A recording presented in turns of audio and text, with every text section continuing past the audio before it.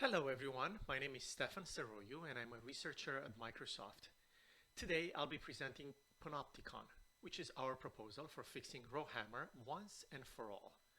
Panopticon requires no changes to any hardware components other than DRAM. While some DRAM today offers forms of Rowhammer mitigations, these mitigations are incomplete because they can only stop certain limited forms of Rowhammer attacks. In contrast, Panopticon is a complete Rowhammer mitigation. If properly implemented and configured, no Rowhammer attack can bypass Panopticon. We open sourced a simple simulator of Panopticon on GitHub at this link. Before I begin, I would like to make two quick points. First, throughout my presentation, I will sometimes use RH to abbreviate the word Rowhammer.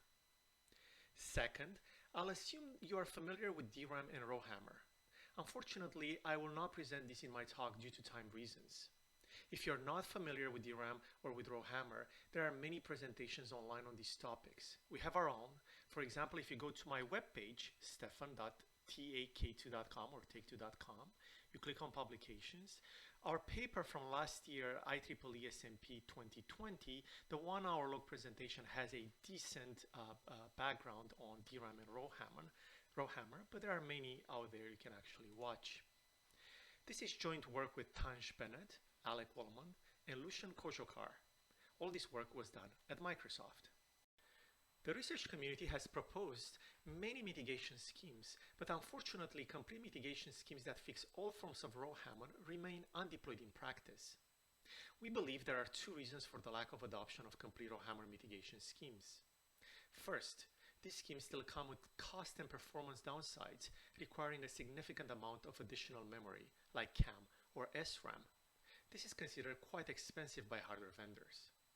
A second practical barrier is that most require changes at multiple hardware or software layers, such as changes to both the DRAM devices and the memory controller, or to the memory controller and the RCD chip.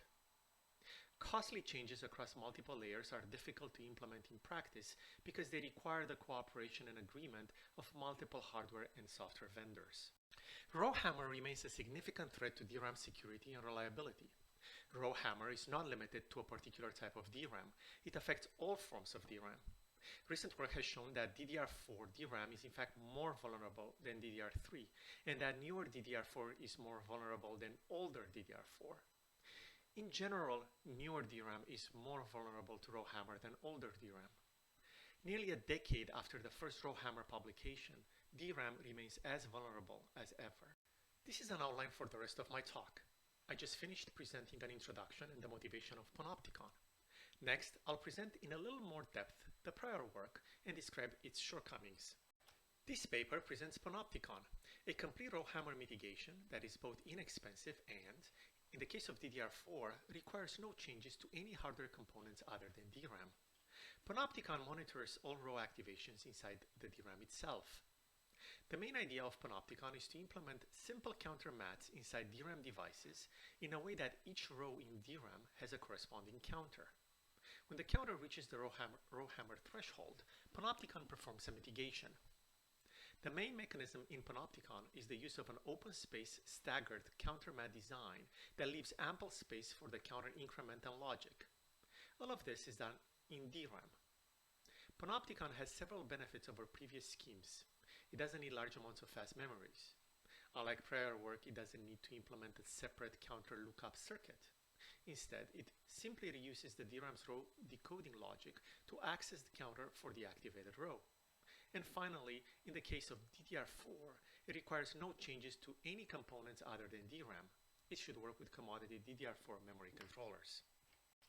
Most previous approaches can be classified in 4 categories. First is tracking approaches.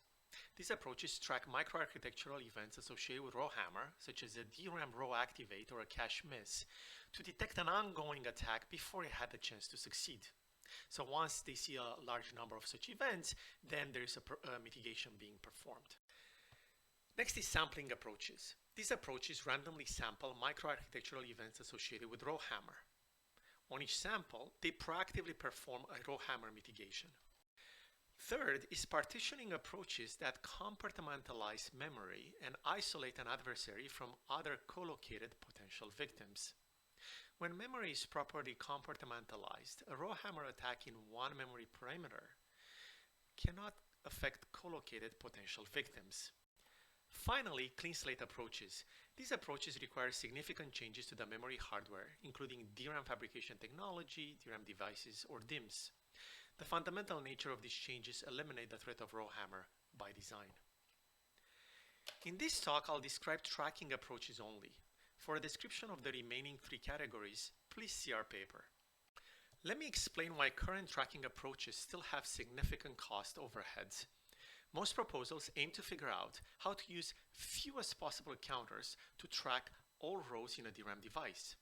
To accommodate this sophisticated logic, these schemes require SRAM or CAM to implement, for example, a counter lookup table, or say a hash table. For example, Graphene is one such state-of-the-art tracking scheme. Graphene is quite impressive. It requires only about 2500 bits to track an entire DRAM bank. That is 2 to the 18 rows. That's a lot. Unfortunately, this modest overhead quickly adds up due to the large degree of parallelism found in DRAM. This table shows the state overhead for DDR4 of three modern tracking approaches: Graphene, Blockhammer, and Twice. Like I said before, Graphene requires about 2500 bits per bank. But the channel has up to 128 banks, and the CPU has up to 4 channels. So the per CPU state is now more than 150 kilobytes of CAM. While not unsurmountable, this overhead is still significant. The second problem with tracking approaches is that they require changes at many layers.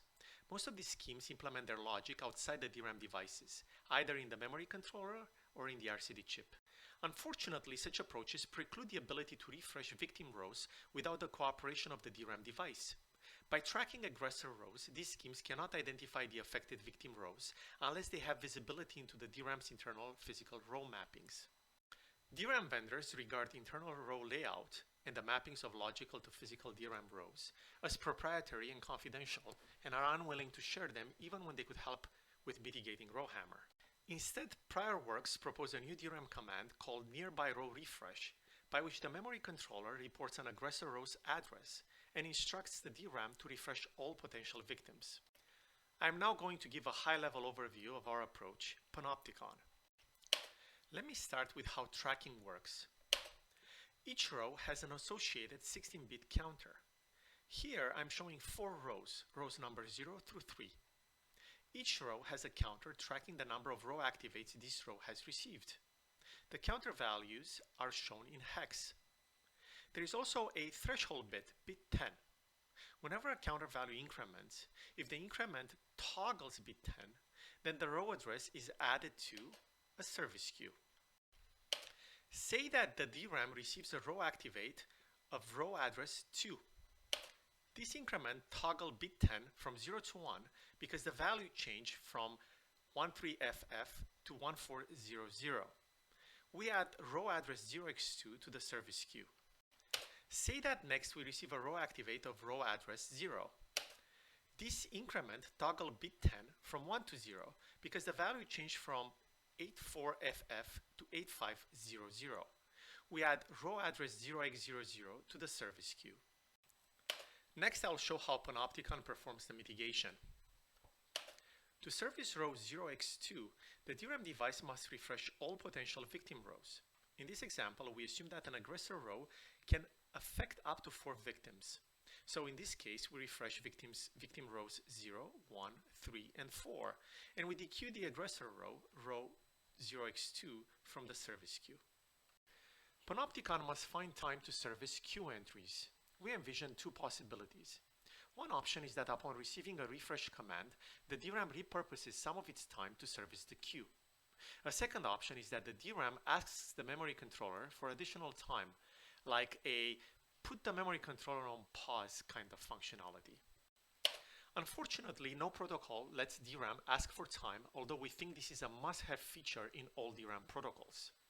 However, in DDR4, DRAM uses alert N to signal errors to the memory controller. Upon receiving this signal, the memory controller stops issuing a new DRAM command and instead reissues the old memory access.